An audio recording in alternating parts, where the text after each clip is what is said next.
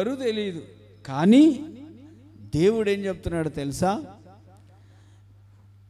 నువ్వు బంధువుల్ని వదిలిపెట్టాలి, నీ దేశాన్ని వదిలిపెట్టాలి, నీ తండ్రి ఇంటి వాళ్ళను వదిలిపెట్టాలి.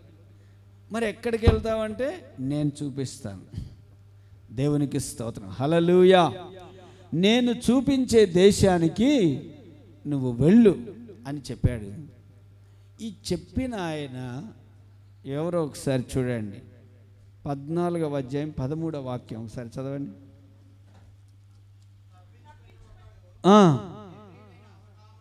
తప్పించుకొనిన ఒకడు వచ్చి హెబ్రీయుడు. చాలు. ఎవరు అబ్రహాం అండి? గట్టిగా చెప్పండి, ఎవరు? మన భాషలో చెప్పుకున్నాలంటే పలానా కులం పలానా కాల కులం అది కాదు. ఇతను హెబ్రీయుడు అనగా దేవుని బిడ్డ. అర్థమవుతుందా? దేవుడు తన కొరకు ఏర్పాటు చేసుకున్న దేవుని యొక్క బిడ్డ హెబ్రీయుడైన అబ్రహాము. అబ్రహాముతో దేవుడు ఏం చెబుతున్నాడు అంటే, బాబు నువ్వు లేచి ఎక్కడి నుంచి లేవాలి? అసలు అబ్రహాం వృత్తి ఏంటి చెప్పండి? అబ్రహాము వృత్తి ఏంటో తెలుసా? బొమ్మలు తయారు చేసే వృత్తి. అబ్రహాం వృత్తి ఏంటో తెలుసా? బొమ్మలు తయారు చేసే వృత్తి.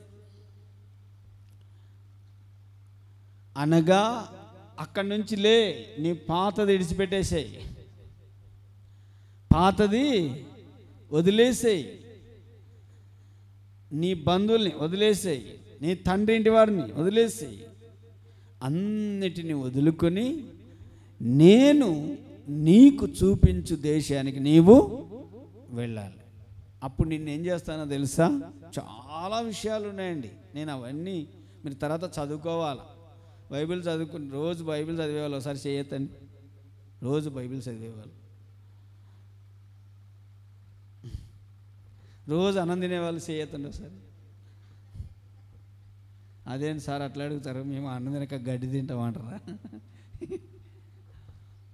నీ కడుపుకు అన్నం ఎంత ప్రాముఖ్యమో నీ ఆత్మకు దేవుని వాక్యం అనే ఆహారం కూడా చెప్పండి అంతే ప్రాముఖ్యమండి.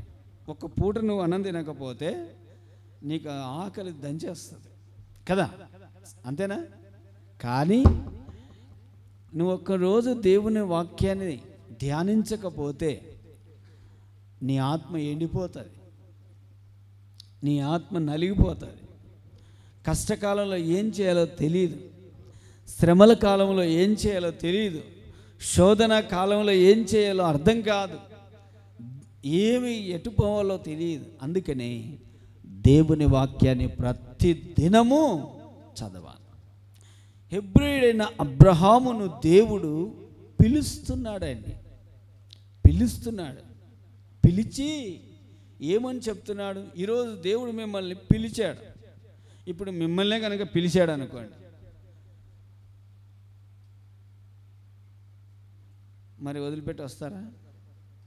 అదేం సార్ మేము కష్టపడి ఇల్లు కట్టుకున్నాం, ఎటు విడిచిపెట్టాలి సార్ అంటే, పిలిచాడు, విడిచిపెట్టాల్సిందే. పిలుపు అనేది వచ్చిందనుకోండి,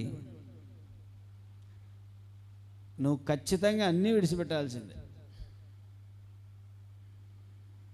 పేతురు పిలువబడినాడు, వాళ్ళకి ఆధారం ఒకటే, ఏంటి? చేపలు పట్టేది, చేపలు పట్టేది. ఆ చేపలు పట్టేది ఆ దోణిని కూడా వాళ్ళు వదిలేసి ఏం చేసినారు? ఆ చేపలు పట్టే ఆ దోణిని, ఆ వలలను, దోణెలను అన్నిటినీ వదిలేసి చెప్పండి, ఒక పేతురే కాదు, 12 మంది శిష్యులు ఉన్నారు. అందులో కొంతమంది ఉద్యోగస్తులు, కొంతమంది వ్యాపారస్తులు, కొంతమంది పనులు చేసుకునేవారు, బహుమంది ఉన్నారు. అయితే దేవుని బిడ్డలారా, వారు దేవుని పిలుపు ఎప్పుడైతే వాళ్ళకు వచ్చిందో మరుక్షణమే, బాగా వినండి, మరుక్షణమే అన్నిటినీ వదిలిపెట్టి ఏం చక్కగా వాళ్ళు ఏం చేశారు తెలుసా? యేసును వెంబడించారు. చప్పట్లు కొట్టండి అందరు గట్టిగా, గట్టి కొట్టొచ్చుగా. హల్లెలూయా. అన్ని వదిలిపెట్టి సుఖము, సౌఖ్యము, ఆస్తులు, అంతస్తులు అన్నిటిని వదిలిపెట్టి కేవలం ప్రభువుని వెంబడించారు వాళ్ళు. దేవుని బిడ్డలారా, ఈ రోజున దేవుడు నిన్ను లోకములో నుండి ఏర్పాటు చేసుకున్నాడు. నిన్ను పిలిచాడు. ఆయన పిలిచిన దేవుడు నమ్మదగినవాడా కాదా? చెప్పండి, గట్టిగా చెప్పండి. నువ్వు ఎంత నమ్మితే అంత నీకు నమ్మదగినవాడు ఆయన. అర్థమైందా? నువ్వు ఎంత నమ్ముతావో, ఎగ్జాంపుల్ చెప్తున్నాను. ఇప్పుడు ఏమీ ధనమే లేదు నీ దగ్గర, ప్రభువా నాకు సహాయం చేయి అని నువ్వు ప్రార్థించగలిగితే విశ్వాసంతో, అక్కడే దేవుడు నీ కోసం ధనాన్ని సృష్టించగల దేవుడు. Praise the lord. బక్సింగ్ అయ్య గారు ఒకసారి బస్సులో ప్రయాణం చేస్తూ వెళ్తున్నప్పుడు ఛార్జీ కూడా డబ్బులు లేవు ఆయన కాడ. అయినా దేవుడు నువ్వు బస్సు ఎక్కి వెళ్ళు అన్నాడు. బస్సు ఎక్కి కూర్చున్నాడు.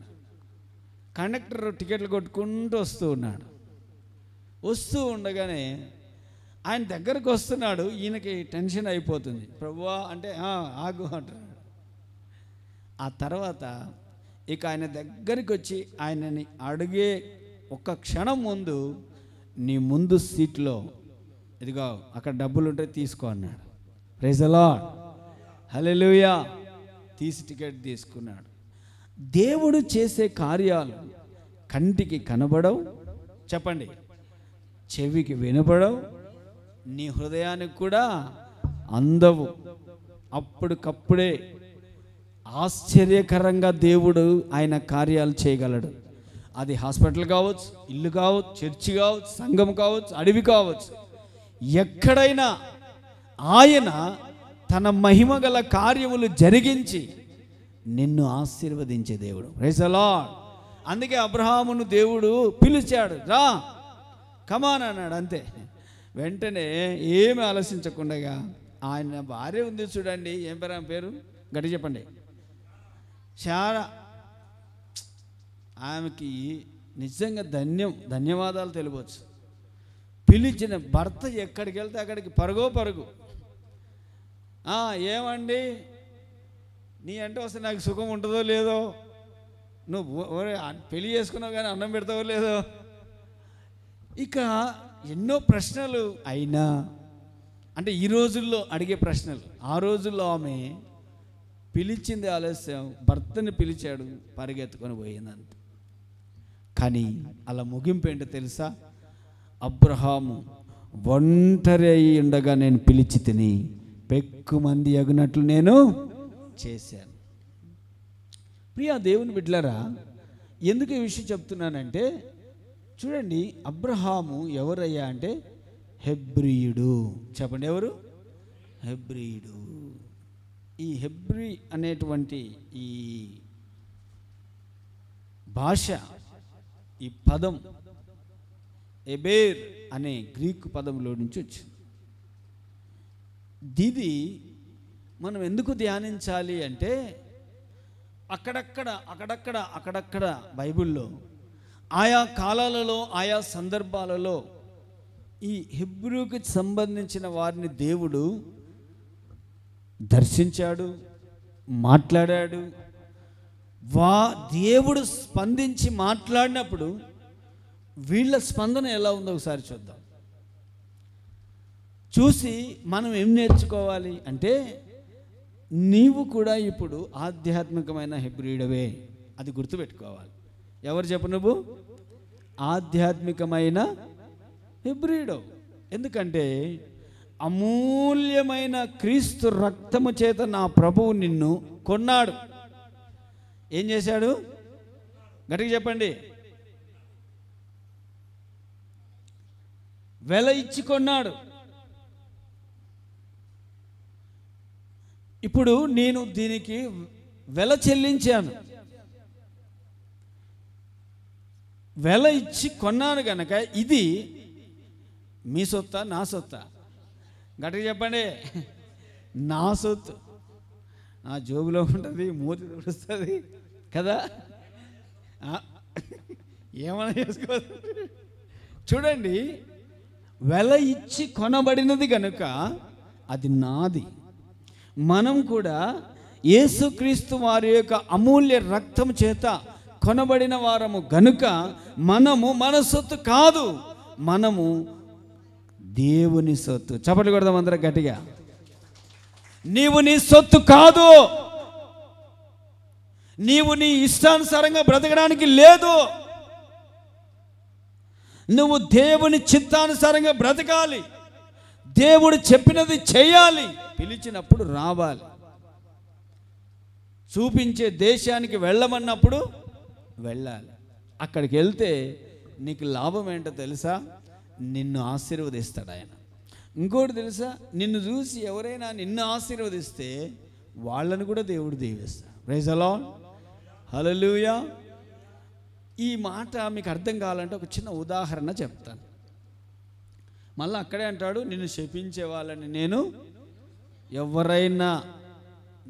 ఎవరైనా దేవుని చేత పిలువబడిన వారిని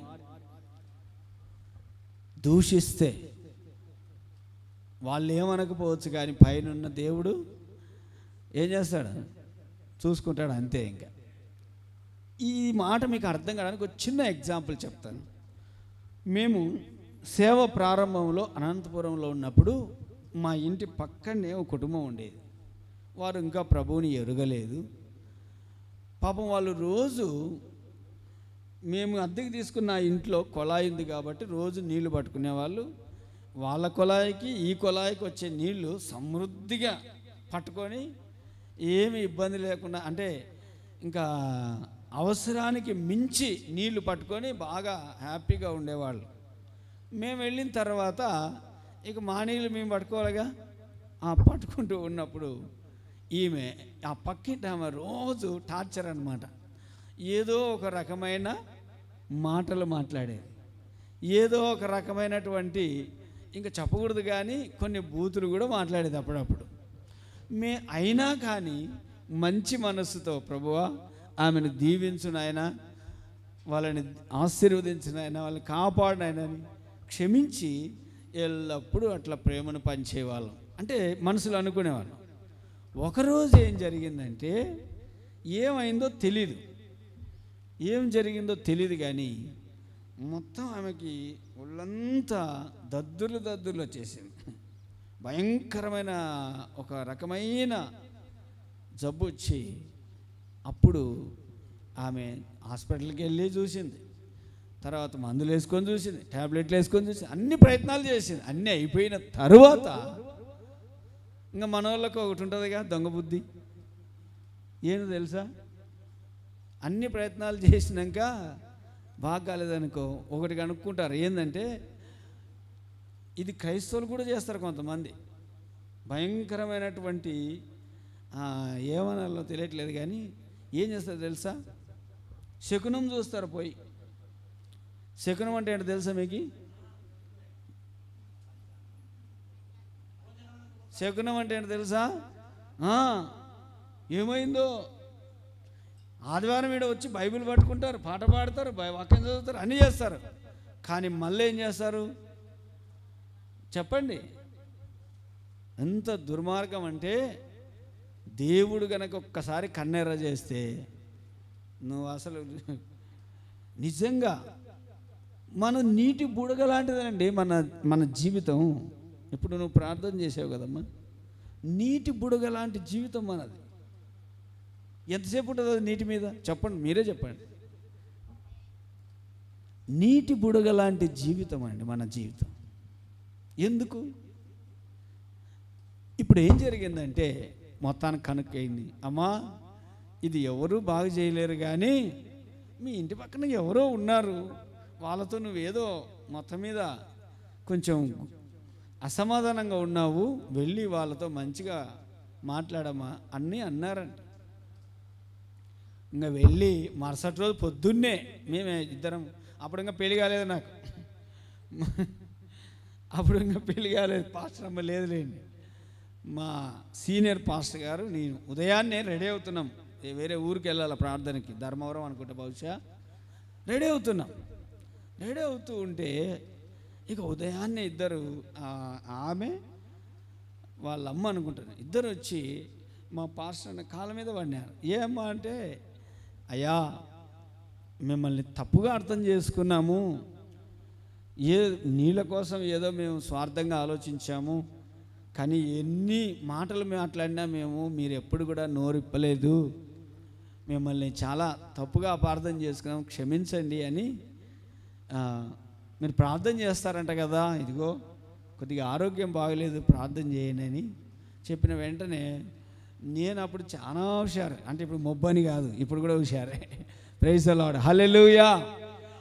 ఇప్పుడు చూడండి, వెంటనే పోయి ఆ కొబ్బరి నూనె డబ్బా తీసుకొని వచ్చి మా పాస్టర్కి నేను ఎట్లా ఉండేవాడిని అంటే, బాగా వినండి, ఎవరైనా సేవ చేయాలనుకున్న వాళ్ళు విశ్వాసులు నేర్చుకోండి. మా పాస్టర్కి నేను ఎప్పుడు ఎట్లా ఉండేవాడిని అంటే, ఇప్పుడు ఆయన ఏది అడగబోతున్నాడో అది ముందే తెచ్చి రెడీగా పెట్టుకునేవాడిని. అది నూనె డబ్బనా, మంచినీళ్ళ, ఖర్చీపా, టవాలా, ఏదైనా సరే 3 సంవత్సరాలు మైకులు చెప్పకూడదు కానీ భార్య కంటే ఎక్కువగా చూసుకున్నాను నేను. అర్థమవుతుందా? బట్టలు ఉతికే విషయంలో, వంట చేసే విషయంలో లీటర్ పాలు తెచ్చిచ్చేది ఒక కుటుంబం. ఆ పాప ఇప్పుడు సేవకురాలైంది. లీటర్ పాలు తెచ్చిచ్చేది. 3/4 లీటర్ పాలు ఆయనకే బూస్ట్ కల్పిస్తుంటే కొన్ని పాలు టీ చేసుకొని తాగుతుంటే అంతే. సో ఎందుకు ఈ విషయం చెప్తున్నానంటే, దేవుడు మనల్ని దీవించాలంటే, పిలిచిన పిలుపుకు తగిన ఆశీర్వాదం నువ్వు పొంది అనుభవించాలంటే విశ్వాస జీవితము చాలా నమ్మకంగా ఉండాలి. ప్రైజ్ ది లార్డ్, హల్లెలూయా. అదే రీతిగా ఆ పాస్టర్ కూడా నాకు ఏ కొరత లేకుండా బట్టలుగా అడగకముందే బట్టలు తీసి ఇచ్చేవాడు, అడగకముందే చెప్పులు కొనిచ్చేవాడు, అడగకముందే ఏది కావాలంటే అది కొనిచ్చేవాడు.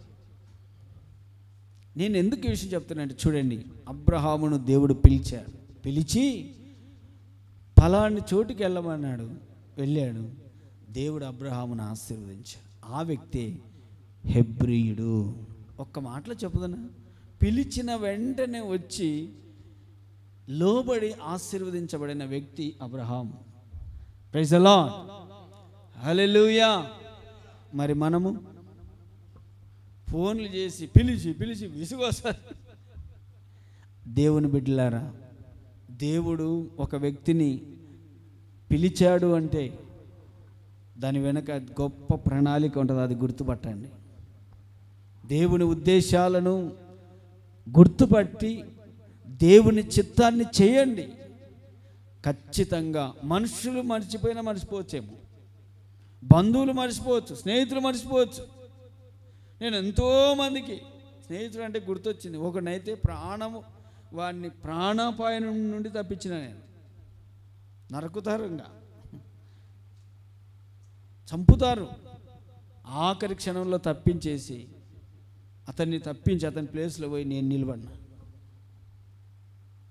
జరిగిన సత్యం చెప్తున్నా నేను. కానీ ఈరోజు పరిస్థితి ఏందో తెలుసా? ఇంతవరకు ఆడ అడ్రస్ లేరు, ఉన్నాడు ఎక్కడో, కానీ ఇంతవరకు ఒక్క మాట మాట్లాడింది లేదు. ప్రియ దేవుని బిడ్డలారా, మర్చిపోతారు మనుషులు, కానీ దేవుడు నన్ను మర్చిపోలేదు. ప్రైజ్ ది లార్డ్, హల్లెలూయా. దేవుడు ఎప్పుడు మర్చిపోలేదు, ఆయన ఎన్నడూ కూడా ఆయన మర్చిపోలేదు. అందుకనే మనుషులు కాదు మనల్ని ఆశీర్వదించేది, దేవుడు మనల్ని ఆశీర్వదించాలి. నిన్ను దీవించాలంటే నిన్ను ఆయన పిలుచుకొని సంఘానికి ఎందుకు తీసుకొచ్చాడంటే నిన్ను దీవించడానికి. అయితే నువ్వు ఆయన చిత్తానికి విధేయుడవై ఉండాలి. ఆయన మాటలను ఖచ్చితంగా లోబడాలి. చూడండి, ఇక్కడ పిలిచాడు కదా, ఇదే దేవుడు ఈయన కుమారుడితో ఏం చెప్తున్నాడు ఒకసారి చదవండి అందరూ. ఆదికాండం 26వ అధ్యాయం 3వ వాక్యం నుంచి చదవండి. ఆదికాండం 26, ఈ దేశమందు పరవాసివయుండుము, నిన్ను ఆశీర్వదించి ఎలయనగా నీకును నీ సంతానానికి ఈ దేశములన్నీ ఇచ్చి, అదిగో నీ తండ్రి అయిన అబ్రహాముకు నేను చేసిన ప్రమాణం నెరవేర్చి ఆకాశ నక్షత్రముల వలె నీ సంతానాన్ని విస్తరింపచేసి ఇచ్చేదను. నీ సంతానం వలన సమస్త భూలోకములోని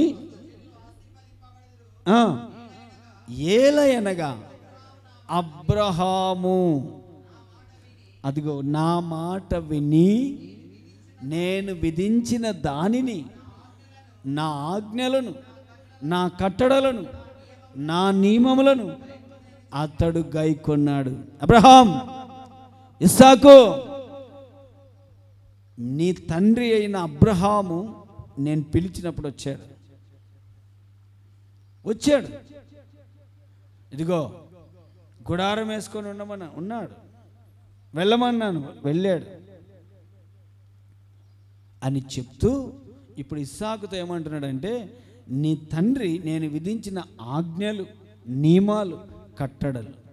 చూసారా, దేవుడే చెప్తున్నాడంటే అబ్రహాము ఎంత పర్ఫెక్ట్గా నడుచుకున్నాడో ఒకసారి ఆలోచన చేయండి. అందుకనే దేవుడు అబ్రహామును కూర్చున్నాడు, నువ్వు అనేక జనములకు తండ్రివి, నువ్వు అనేక జనములకు తండ్రిగా. అర్థమైందా? నువ్వు కూడా ఒక పెద్ద కంపెనీకి యజమానిగా, ఓ పెద్ద ఉన్నతమైన స్థానాన్ని దేవుడు నీకు ఇవ్వాలని ఆయన ప్రణాళిక ఉంది. దేవునికి స్తోత్రం, హల్లెలూయా. కొందరిని అధికారులుగా, కొందరిని ఉన్నతమైన స్థితికి తీసుకొని రావాలని దేవుడు ఎప్పటి నుంచో ప్రణాళిక కలిగి ఉన్నాడు. కానీ మనం ఏం చేస్తామంటే మన సొంత ఆలోచనలని చేయడం ప్రారంభిస్తాం, దేవుని చిత్తాన్ని పక్కన వేసేస్తాం. మరి ఎప్పుడు గుర్తొస్తుందయ్యా? ఎప్పుడు గుర్తొస్తుంది దేవుని ప్రణాళిక, దేవుని చిత్తం అంటే? ఎప్పుడు తెలుసా? వయసంతా అయిపోయినాక, శరీరంలో బలమంతా ఉడికిపోయినాక, అప్పుడు వచ్చి పాస్టర్ అయ్య దగ్గరకు వచ్చి ఏమంటారు తెలుసా? పాస్టర్ అయ్య, నా జీవితం అంతా దేవుని కోసమే అంటారు. కానీ అప్పటికే 60 ఏళ్ళు అయిపోయి పనులు ఊడిపోయింటాయి. ఏమి లాభం? బ్రతుకంతా ఇష్టానుసారంగా బ్రతికి,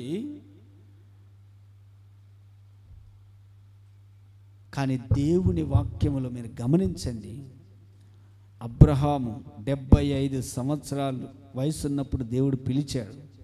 175 సంవత్సరాల వయసు వచ్చేంత వరకు అబ్రహాము దేవునితో నడిచాడు. ప్రైజ్ ది లార్డ్, హల్లెలూయా. అందుకే దేవుడు అంటే అబ్రహాముకి ఇష్టం. అందుకే దేవుడు అబ్రహామును గురించి ఏమన్నాడంటే నా స్నేహితుడు అన్నాడు. చెప్పండి, ఏమన్నాడు? అందరితో చెప్పమండి, చెప్తామా? అందరూ నా స్నేహితులే అంటామా? మనం అనలేము. ఎవరో ఒకరు ఉంటారు క్లోజ్గా, అది నిన్ను అర్థం చేసుకునేవాడు, నిన్ను అన్ని విషయాల్లో, అన్ని సమయ సందర్భాల్లో. చెప్పరా, నీ బెస్ట్ ఫ్రెండ్ ఎవరు? వాడు నిద్రపోతున్నాడు, సపోర్ట్ కూడా. రే, నీ బెస్ట్ ఫ్రెండ్ ఎవరు చెప్పు? లేరా? ఇంతవరకు అసలు స్నేహితులే లేరా? సపోర్ట్ కొట్టడానికి ఒకసారి అందరూ. స్కూల్లో ఫ్రెండ్సే లేరా?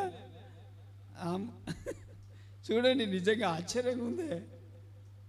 దేవుడు అబ్రహాం గురించి అంటున్నాడు, అతను నా స్నేహితుడు. Praise the lord. ఎందుకు ఈ విషయం చెప్తున్నానంటే, ఇప్పుడు మనం చదువుకున్నాం కదా హెబ్రీయుడు. అసలు సంగతి చెప్తాను. ఈ హెబ్రీయుడు అనే పదం ఎందుకు వచ్చింది అక్కడ అంటే, నా వైపు చూడండి అందరూ ఒకసారి. ఈ అబ్రహాము దేవుడు పిలిచినప్పుడు అబ్రహాముతో ఇంకొక వ్యక్తి వచ్చినాడు. అతని పేరు చెప్తారా? చెప్పండి, ఏం పేరు? లోతు. అతన్నేం దేవుడు పిలవలేదు, కానీ అబ్రహాము వెంట వచ్చాడు అంతే. ఎవరు వెంట వచ్చాడండి? అబ్రహాం వెంట వచ్చాడు. పెదనాయనా, నువ్వు ఎక్కడికి పోతే అక్కడికి నేను వస్తానే, మా నాన్నకంటే నువ్వే బాగా. నిజంగా పెదనాయన మాట అంటే అందరూ బాగుపడతారు సార్, అంతేనా? మీ తమ్ముడు పిల్లలైనా అంతే, ఎవరైనా అంతే.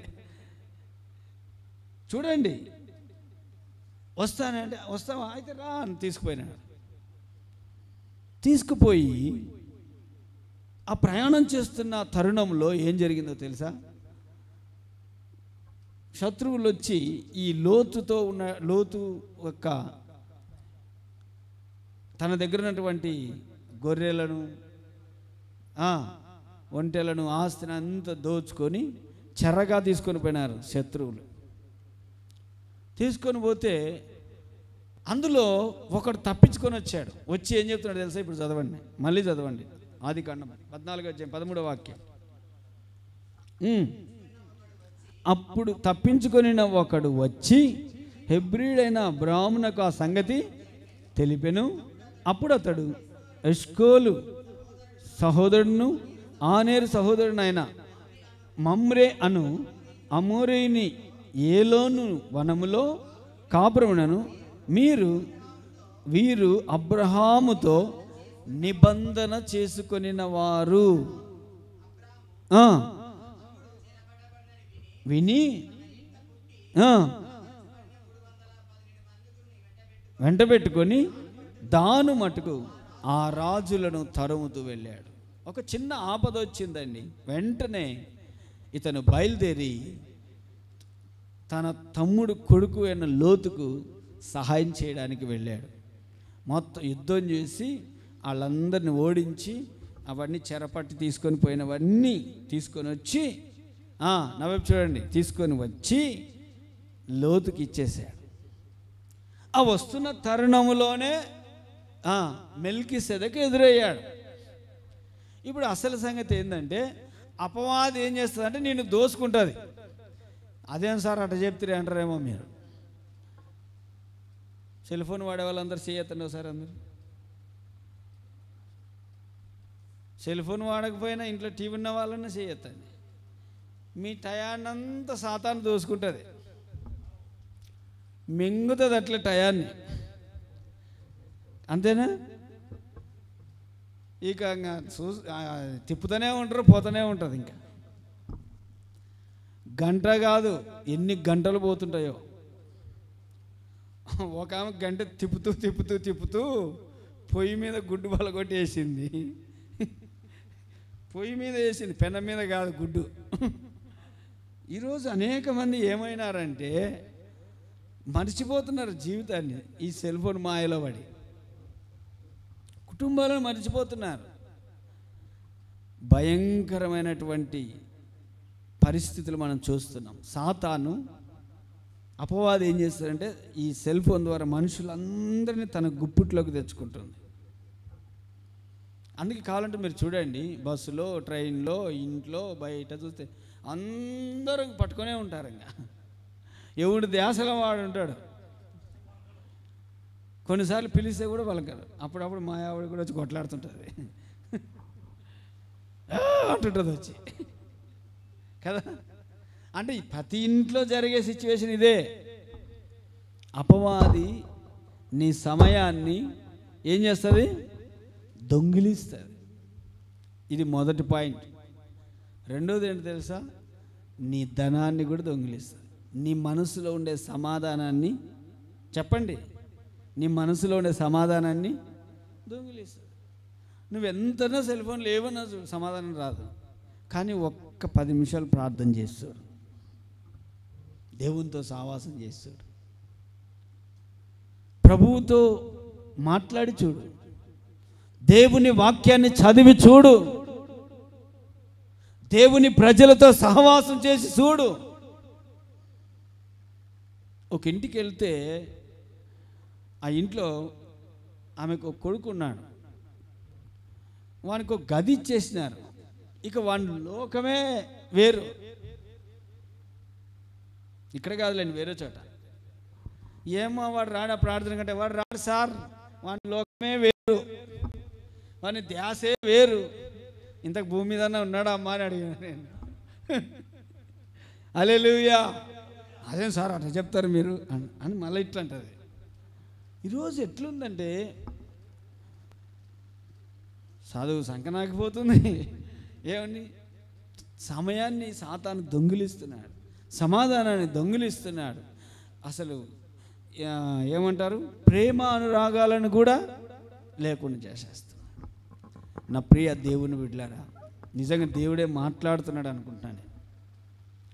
కానీ హెబ్రీయుడు ఏం చేశాడంటే, అనగా అబ్రహాం ఏం చేశాడంటే, వెళ్ళి చెరపట్టి దోచుకున్న వాటిని అన్నిటిని ఏం చేశాడు చెప్పండి? సాతాను దోచుకోయింది ఇంతవరకు నీ సమాధానాన్ని, నీ సంతోషాన్ని, నీ ఆనందాన్ని, నీ కుటుంబాన్ని అన్నిటి నుంచి విడుదల తీసుకొని నువ్వు చక్కగా ప్రభువుతో కూడా నడిస్తే నీ కుటుంబంలో ఇదిగో గొప్ప ఆశీర్వాదము, సంతోషము, అన్నిటికీ మించి వాగ్దానములు నెరవేర్చబడే స్థితి నీకు వస్తుంది. Praise the Lord. హల్లెలూయా. అసాధ్యమైనది కూడా సుసాధ్యమై సాధించే శక్తిని దేవుడు నీకు ఇస్తాడు. అబ్రహాము అసాధ్యము అనుకున్న తన జీవితంలో సాధ్యపరిచి దేవుడు, ఆయన అబ్రహాము దేవుడు అనిపించాడు. Praise the Lord. హల్లెలూయా. ఇంకో మాట చూద్దాం. 41వ అధ్యాయం ఆదికాండం, 41వ అధ్యాయం 12వ వాక్యం చదువుతారు. 41:12. అక్కడ రాజ సంరక్షక సేనాధిపతికి దాసుడై ఉండిన ఒక హెబ్రీ పడుచువాడు మాతో ఉన్నాడు. చాలు, మాతో ఉన్నాడు. మేము ప్రయాణం చేసేటప్పుడు, వెళ్ళేటప్పుడు మాతో ఒక ఆయన ఉండేవాడు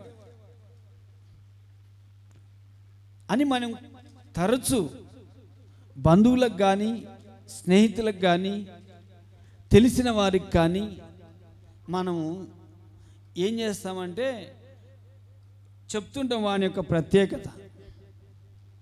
అంటే వాడు సహాయం చేసినది కావచ్చు, లేకపోతే మేలు చేసినది కావచ్చు, మనతో కూడా వచ్చినది కావచ్చు కదా. అతని గురించి మనం ఏమేం చేస్తాం, స్పెషల్గా చెప్తాం. కొంతమంది అయితే భలే అల్లుతారు, ఇంత సాయం చేస్తే ఇంత చెప్పేవాళ్ళు కూడా ఉన్నారు కదా. నిజం. అయితే విషయం ఏంటంటే, ఇక్కడ ఒక సంగతి జరిగింది. ఏమిటి ఆ సంగతి అంటే, రాజ సంరక్షక సేనాధిపతి అని ఒక ఆయన ఉన్నాడు. అతనికి దాసుడు ఒకరున్నాడు. అతడే హెబ్రీయుడు. చెప్పండి, ఎవరు? హెబ్రీయుడు. దేవుని నమ్మిన వాడు అక్కడ ఉన్నాడు. నువ్వు ఎంతమందిలోనన్నా ఉండు, నువ్వు ఎక్కడన్నా ఉండు, నీకు ప్రత్యేకత ఉంది. నీ ప్రార్థన నువ్వు మానకూడదు, నీ వాక్యం నువ్వు మానకూడదు, నీ భక్తి నువ్వు మానకూడదు, నీ విశ్వాసము నీలో నుండి చెదిరిపోకూడదు. కొంతమంది ఊసరవెల్లిలాగా మారిపోతుంటారు. ఎట్లా చెప్పండి? అంటే ఏం చేస్తుంది అది? రంగులు మారుస్తుంది. కొంతమంది అంతే, ఎక్కడికి వెళ్తే ఆ రంగు మారుస్తుంటారు. నిజమండి, చెప్తున్నా నేను. ఎక్కడికి వెళ్తే ఆ రంగు మారుస్తుంటారు. ఒక ఆమె ఉండేది, ఆ గేట్ కాడికి వచ్చినాక ఈడు తీసి మన సంగీడు పెట్టుకునేది. ఏంది గడి చెప్పండి? ఈడు తీసి ఈడు పెట్టుకునేది. అబ్బా, ఎంత భక్తురాలరా నాయన అనుకునేవాడు. మేము ఓ రోజు ఎందుకో ఎక్కడో అర్జెంటుగా పోతూ ఉంటే సడన్గా కనపడింది. అప్పుడు ఇంత వెడల్పు కనపడింది. అసలు రంగు చూసారా? ఎందుకు వేషధారణ అవసరం లేదు, రంగులు మార్చాల్సిన అవసరం లేనే లేదు. ఇప్పుడు చూడండి, యోసేపు అనే ఒక దాసుడు అతను యజమాని కాదు, దాసుడు అంటే పనివాడు. ఒక యజమాని కింద పనివాడు యోసేపు. అర్థమైందా? అయితే ఈ పనివాడిలో కూడా ఒక ప్రత్యేకత ఉంది. ప్రైజ్ ది లార్డ్, హల్లెలూయా. అది చెప్తున్నా నేను. పనివాడే కానీ వీనిలో ఒక ప్రత్యేకత ఉంది. ఏంటి ఆ ప్రత్యేకత అంటే, ఈ పనివాడు పరలోకంతో కనెక్షన్ కలిగి ఉన్నాడు. దేవునికి స్తోత్రం, హల్లెలూయా. ఏ లోకంతో? పాన్పరాకుతో కాదు, భూలోకంతో కాదు. అర్థమైందా? పరలోకముతో అతనికి ఒక సంబంధం ఉందండి. అది పరిశుద్ధమైన సంబంధం, స్పెషల్. ఆ పరలోక సంబంధములో ఈ దాసుడైనటువంటి యోసేపు, హెబ్రీయుడైనటువంటి యోసేపు, అతన్ని మర్చిపోలేకపోతున్నారు. అతన్ని సహాయం పొందిన వాళ్ళు అప్పుడు చెప్తున్నారు అతని గురించి. దేవునికే మహిమ కలుగును గాక. ఈ రోజున హెబ్రీయుడు అంటే ఎవరో తెలుసా? దేవుని బిడ్డ అంటే ఎవరో తెలుసా? ఇతరులకు సహాయము చేసేవాడు, ఇతరులను ఆదుకునేవాడు, కష్టకాలములో ఆపదల్లో ఉన్న వారిని ఆదుకునేవాడు, ప్రాణాపాయ స్థితిలో ఉన్న వారిని ఆదుకునేవాడు. అన్నిటికీ మించి ఇప్పుడు వాళ్ళిద్దరూ ఒక చిక్కులో ఉన్నారు, ఒక సమస్యలో ఉన్నారు. వాళ్ళకిద్దరికి కళలు వచ్చినాయి కానీ చెప్పలేదు, వాళ్ళకి అర్థం కావడం లేదు. కానీ యోసేపు ఎవరితో సంబంధం కలిగి ఉన్నాడు చెప్తారు? పరలోకమందున్న దేవునితో సంబంధం కలిగి ఉన్నాడు. అందుకనే ఈజీగా చెప్పేశాడు, ఇదా అయ్యా దేవుడు మీకు బయలుపరిచినాడు తెలుసా, దేవుడు మీకు బయలుపరిచినాడు, దేవుడు మీ జీవితంలో చేయబోయేది మీకు చూపించాడు. ఏందిరా అంటే 3 రోజుల్లో నీకు ప్రమోషన్, మరి నాకు 3 రోజుల్లో నీకు డిమోషన్. 3వ రోజు జరిగింది అదే. ఒకడు హెచ్చించబడ్డాడు, ఒకడు ఉరి తీయబడ్డాడు. ఆ సంభవం ఎప్పుడైతే జరిగిందో ఈ హెచ్చించబడిన వానికి భయం పుట్టింది. హెబ్రీయుల దేవుడు చాలా అసలు హెబ్రీయుల దేవుని యొక్క శక్తి ఏంటో తెలుసుకోవాలి. నీ దేవుని యొక్క శక్తి ఏంటో నువ్వు తెలుసుకో. విశ్వాసం ఉంచు, నమ్మిక ఉంచు. నీ దేవుని శక్తి ఏంటో తెలుసా? చదవండి బైబిల్లో నిర్గమకాండం 9వ అధ్యాయం 13వ వాక్యం. నిర్గమకాండం 9:13.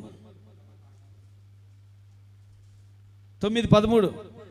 తరువాత యెహోవా మోషేతో ఇట్లా అనెను, హెబ్రీయుల దేవుడైన యెహోవా ఇలాగు సెలవిస్తున్నాడు, నీవు తెల్లవారగానే లేచిపోయి ఫరో ఎదుట నిలిచి నన్ను సేవించుటకు నా జనులను పోనిము. సమస్త భూమిలో లేరని నీవు తెలుసుకొనవలెనని నా తెగులన్నీ నీ హృదయము నొచ్చునంతగా నీ సేవకుల మీదకి నేను నా శక్తిని పంపిస్తాను. ఒక మాట ఆగుదాం. ఇప్పుడు మోషేతో దేవుడు ఎన్ని అద్భుతాలు చేయించాడండి? సుమారు 10 కదా. ఒక్కొక్కటి ఒక గొప్ప అద్భుతం. ఫరో హృదయం కఠినమయ్యే కొలది దేవుని శక్తి బయలుపడుతూ ఉంది. సాతాను మన హృదయాల్ని కఠినం చేస్తాడు కొన్నిసార్లు. దేవునికి లోబడనివ్వడు, దేవుని యందు భక్తి ఉండనివ్వడు, అసలు నిన్ను ప్రార్థనే చేయనియాడు. ఏం ప్రార్థన చేస్తావులే, అదిగో అందరు చేసి ఎట్లయినా చూడు ఫెయిల్ అయిన వాళ్ళు.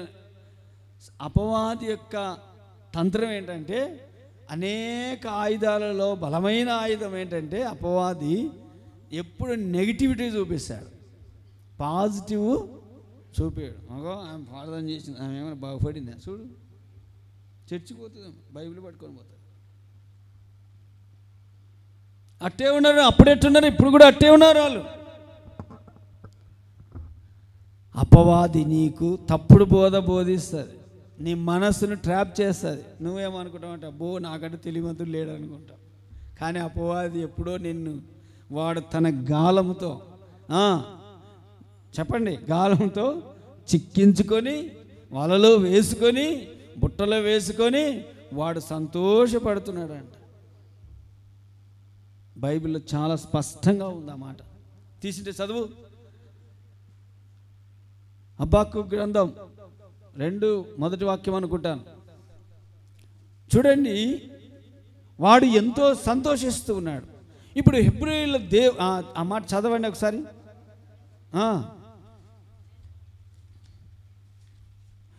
2వ అధ్యాయం మొదటి వాక్యం అనుకుంటాను.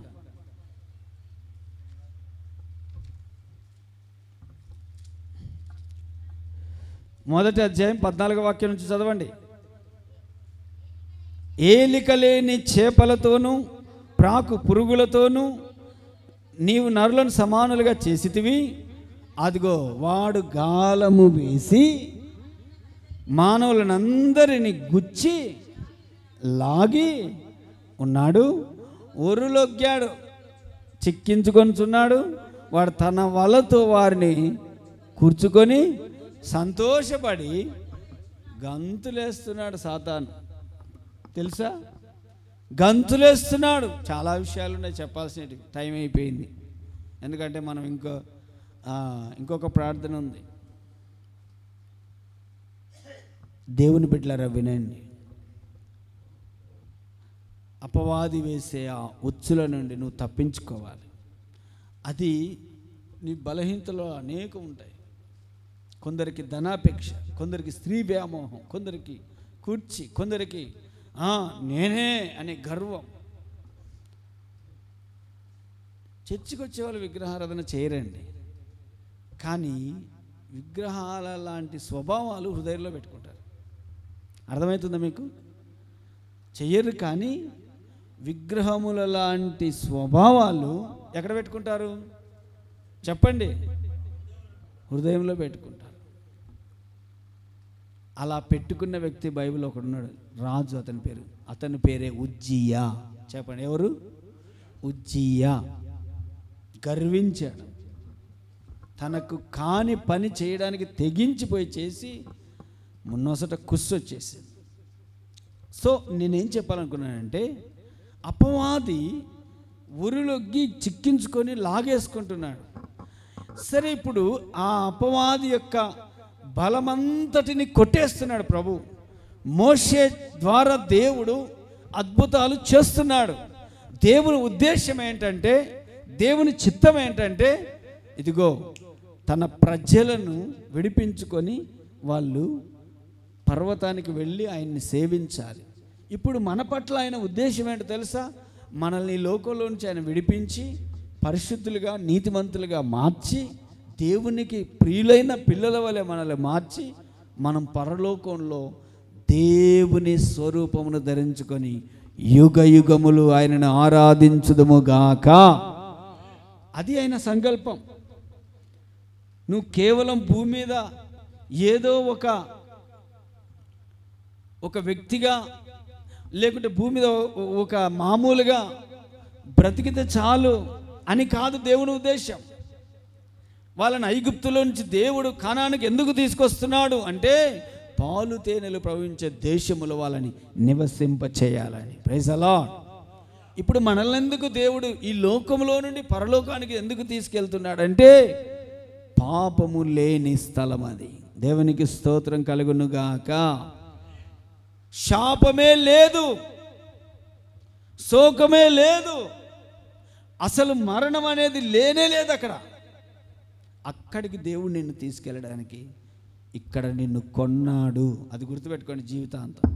యేసయ్య నిన్ను కొన్నాడు. నువ్వు నీ సొత్తు కాదు. ఎవరి సొత్తు? గట్టిగా చెప్పండి. నేను దేవుని సొత్తు అనేది మనసులో పెట్టుకోండి ఎప్పుడు. దేవుని బిడ్డలారా, అసలు విషయం ఎందుకు చెప్తున్నానంటే, హెబ్రీయుల దేవుని యొక్క శక్తి సామర్థ్యం ఏంటంటే, ఇక్కడ చూడండి, మోషే చెప్పినట్టు చేసుకుంటూ వెళ్ళాడు. ఫరో నా ప్రజల్ని వెళ్ళనిమ్మంటే ఏమంటున్నాడు చెప్పండి? ఏమన్నాడు ఫరో? ఎవర్రా మీ దేవుడు? యెహోవా ఎవడు అన్నాడా? ఏం జరిగిందని? భయంకరమైన వడగండ్ల వాన కురిసింది. నేను సింపుల్గా ఒక మాట అడుగుతానండి. ఇప్పుడు పామును కొంతమంది దేవుడిని పూజిస్తారు, మంచిదే. మరి ఇంట్లో పెట్టి పెంచుకోవచ్చుగా? మామూలు అడుగుతున్నా, ఒక చిన్న డౌట్. అది కూడా పక్కన పెడదాం. ఇంక దానికంటే చిన్న డౌట్ ఉంది. సంవత్సరం ఆడ ఎక్కడో పండగ చేస్తారు చూడండి, మొత్తం తేళ్ళే బారుతుంటాయి. తేళ్ళు మంచివే కదా, మరి ఇంట్లో పెట్టి సాక్కోవచ్చుగా? కాదు, దేవుడు దేవుడే, సృష్టి సృష్టి. ప్రియ దేవుని బిడ్డలారా, అందుకని వడగండ్ల చేత, తెగుళ్ళ చేత, 10 రకాలైనటువంటి మిడతలు, అప్పుడు వచ్చిన మిడతలు మీకు తెలుసో లేదు, నాశనం పంటలు. అది కూడా ఒక కుట్రాని కొంతమంది అన్నారులే, అది వేరే సంగతి. నాశనం మిడతలు అంటే నాకు కూడా ఐగుప్తులో ఆ రోజు దేవుడు పంపినవి ఎంత ప్రమాదకరమో మనం వస్తే కానీ తెలియలే. నిజంగా మీకు తెలియదు, పాకిస్తాన్లో కొన్ని లక్షల ఎకరాల పంటను తినేసినాయి అవి. అందుకే వాళ్ళకి ఇప్పుడు కరువు తెలుసా? కేజీ టమాటాలు 300. మీరు కొంటారా? అల్లాడిపోయినారు, అట్లే కరువు విలువిలాడిపోయినారు. సో నేను ఏం చెప్తున్నానంటే, దేవుని శక్తి, హెబ్రీల దేవుని యొక్క శక్తి, నిజంగా నీ దేవుని శక్తి నువ్వు ఎరిగి ఉంటే, ఆయన యందు విశ్వాసంతో నువ్వు ముందుకు సాగుతూ ఉండు. దేవునికి నీ సమస్యలు చాలా చిన్నవేండి. అది ఏదైనా కావచ్చు, రోగమైనా, లేకపోతే ఆర్థిక పరిస్థితి అయినా, లేకపోతే వివాహమైనా, ఉద్యోగమైనా, వ్యాపారమైనా, ఇల్లు అయినా, ఏదైనా కానీ నీ ప్రాబ్లం అనేది దేవునికి చాలా చిన్నది. కానీ నువ్వు దేవునికి విధేయత చూపేదే ప్రాముఖ్యమైనది. దేవునికి స్తోత్రం, హల్లెలూయా. చాలా ప్రాముఖ్యమైనది. అందుకని యేసయ్య లోబడమని చెప్పాడు, లోబడమని చెప్పాడు. నువ్వు ఎప్పుడైతే యేసయ్యకి విధేయుడవుతావో అప్పుడే నేను ఆశీర్వదిస్తాను. ఒక చిన్న మాట చెప్పి ముగించేస్తాను. యోనా గ్రంథం 1వ అధ్యాయంలో ఒక మాట చూడండి. యోనా గ్రంథం 1వ అధ్యాయం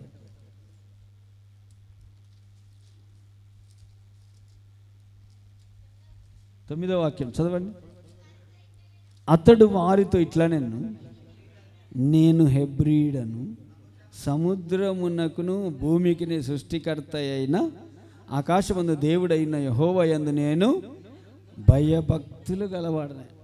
ఇది సంఘంలో ఉండే వాళ్ళందరికీ చాలా అంటే చాలా దగ్గరకు వస్తారు. అమ్మ ఇటు చూడండి, అందరూ ఒకసారి ఇటు చూడండి. అసలు యోనాతో దేవుడు ఏం చెప్పాడు కదా? ఎక్కడ పోతున్నాడు? ఎవరు బొమ్మన్నారు? ఎవరు బొమ్మనలే, సొంత ఆలోచన.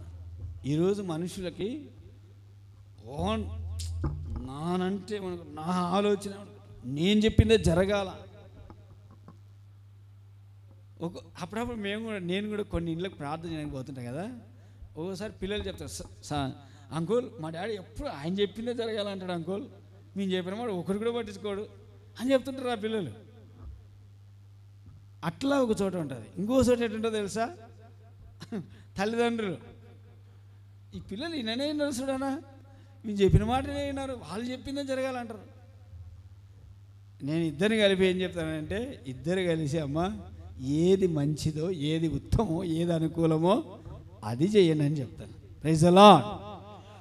నినవేకి వెళ్ళమని చెప్తే తర్షీషుకు పోతున్నాడు. ఎవరైనా హెబ్రీయుడు పారిపోతున్నాడు. ఒక మాట చెప్పాలంటే ఏం చేస్తున్నాడండి? పారిపోతున్నాడు.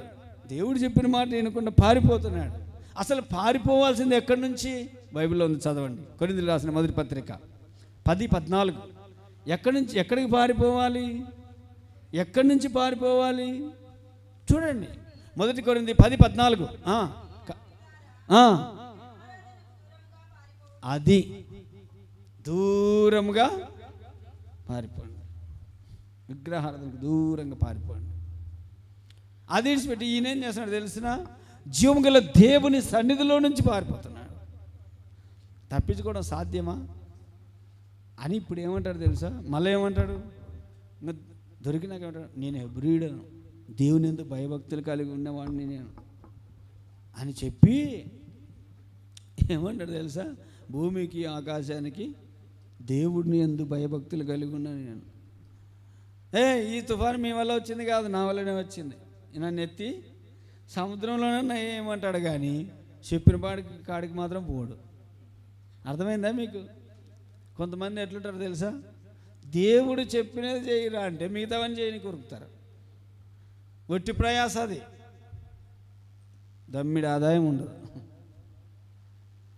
టైం వేస్ట్, ధనం వేస్ట్, అన్నీ వేస్ట్. సో దేవుని బిడ్డలారా, వాళ్ళు వచ్చి గడగడ వణుకుతున్నారు. అయ్యా ఎవరినైనా నువ్వు ఇట్టుండు, అసలు నీ దేశం ఏదిరా, నీ ఊరేదిరా, నీ వ్యాపారం ఏంటిరా, నీ పరిస్థితి ఏంటిరా అంటే అప్పుడు చెప్తున్నాడు, ఎస్ ఐఎమ్ హిబ్రూ, నేను హెబ్రీయుడను, దేవుని యందు భయభక్తులు కలవాడను, నాకు ఇష్టం లేదు, నేను వెళ్తాను, నా వల్లనే ఇది వచ్చింది. సముద్రంలో పడేయమంటాడు కానీ దేవుని దగ్గరికి రాడు.